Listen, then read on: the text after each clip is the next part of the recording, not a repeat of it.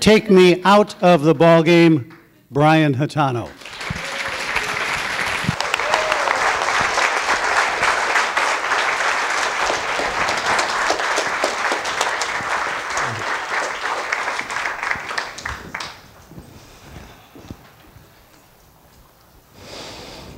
I could still smell that heavenly aroma of hot dogs roasting at the ballpark.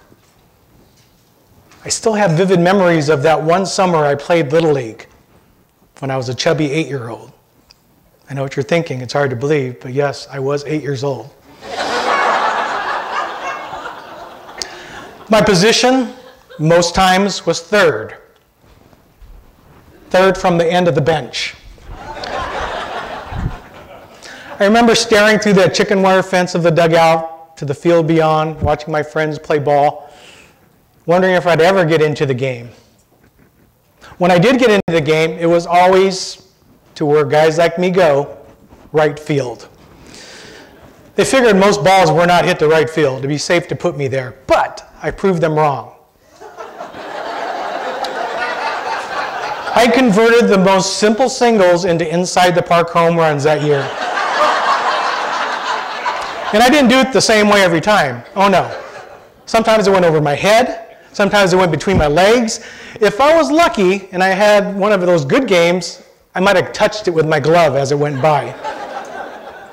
I chase it down, pick it up, and I had a rifle arm back then. I would throw it back to the infield. Run 10 feet, pick it up, throw it again.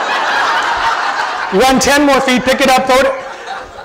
I realized that it was probably a better idea if I just carried it back to the second baseman and handed it to him. The only time I really looked like a baseball player was in the on-deck circle. I put that stuff on your eyes. I used to think it was a Sharpie until my mom couldn't get it off. But I would swing 2 bats, I'd rub dirt between my hands, I'd put as much bubble gum in my mouth as I can fit, usually about 5 pieces before I start choking. And I would feel powerful. I would feel like a baseball player. But then I came up to bat, and I looked out to the pitcher, and I shrunk into my PF Flyers. Because the pitcher invariably was the biggest guy on a Little League team. Why is that? I think that's just the way they do it. On top of that, he's standing on a mound of dirt, which makes him 15 feet tall. Remember, we're 8 years old, but this guy shaves already. I never had the thrill of watching the ball majestically sail over the fence, flinging my bat aside, trotting around the bases, hearing the crowd chant my name, Brian, Brian, Brian. Can you indulge me? Because I never heard that. Brian, Brian. Oh boy, if I had only heard that when I was a little kid, I wouldn't end up as screwed as I am today. Usually I was told to do one thing, and the manager was not very diplomatic about it. He said, we don't think you could swing the bat in time, so we want you to just hold the bat in front of you and pray to God that the ball hits the bat. He would do this, and we'd have to learn the signals from the third base coach. You've seen those guys do it in the major leagues. They're scratching and picking at each other.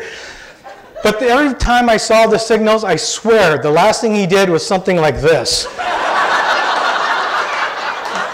I don't know what that means, but someone told me he was praying that I didn't get killed. So one time, the miracle did happen. I bunted, and I got on first base. Not only did I get on first base, the ball sailed over the first baseman's head, so I went to second. I started for second, and you guessed it, the ball sailed over the second baseman's head into left field. As I headed for third, I noticed that the left fielder had fallen into a mud puddle, so I headed for home. I'm here to tell you today that day I learned that home is not always a welcome place. Standing between me and home plate, waiting for the ball, was Tony. And I tell you how big the pitcher was. Tony was as tall as the pitcher, but he was also as wide as he was tall. He had the catcher's armor on, the shin guards, the chest protector, the mask, the helmet. He looked like an overgrown mutant lobster. And he was poised, waiting for the ball and me like a tank. But he was between me and my destination, my goal. So I was going to hit that home plate no matter what. The last thing I remembered as they carried me off the field, I tried not to cry, but the tears were coming down on my dirt face. And I just remember looking to the side and I saw the umpire's arms. And it wasn't this, it was like this. Yeah, I had scored. It was the first time, and I think the only time, I ever scored in Little League. I was so bursting with confidence. I went back to the bench, third from the end, remember? And I waited for my next turn at bat. I was ready to be the man.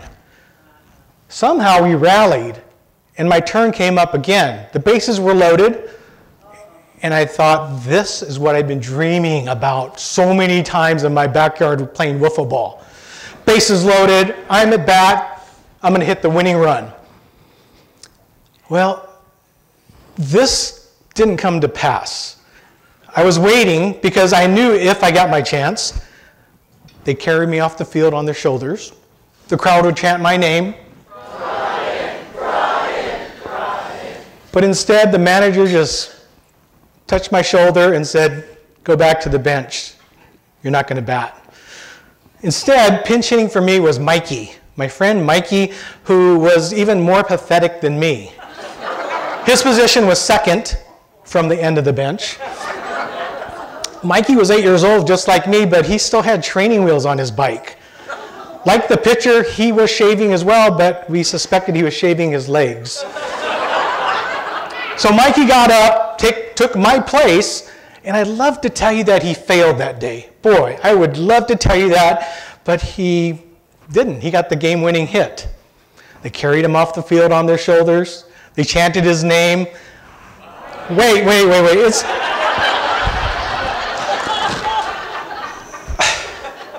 Please stop. It's really too soon. It's only been 50 years from that day.